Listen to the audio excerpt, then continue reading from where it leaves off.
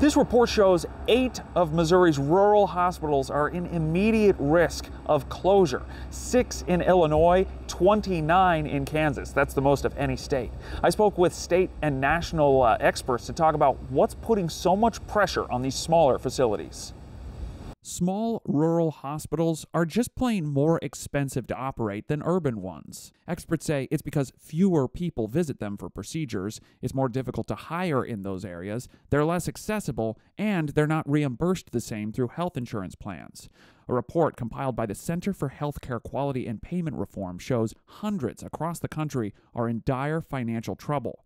Harold Miller is the center's founder and CEO and says these small hospitals are often vital to their communities. Not only an emergency department, but laboratories, imaging, even primary care in some cases are supported by rural hospitals.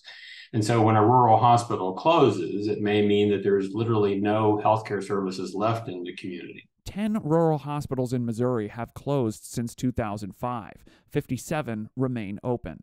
Heidi Lucas heads Missouri's Rural Health Association and says federal resources during the pandemic did help alleviate financial problems. It was able to kind of lift them up a bit and help keep them in business for a while longer. However, now that money's dried up, we need to really look at the root of the problem, which is reimbursement rates. Because smaller hospitals don't have as much bargaining power with insurance companies, they'll often get reimbursements that don't cover the cost of providing the services. And meanwhile, those costs have continued rising.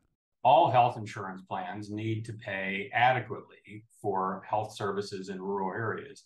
It doesn't do any good for someone to have insurance if they have no place to use it. And if you don't pay adequately for the services in that community, then you're not going to be able to maintain those services in the community. A new law in Missouri changes the definition of hospital to now include rural emergency centers. That opens the door for some of these small facilities to apply for millions in federal dollars.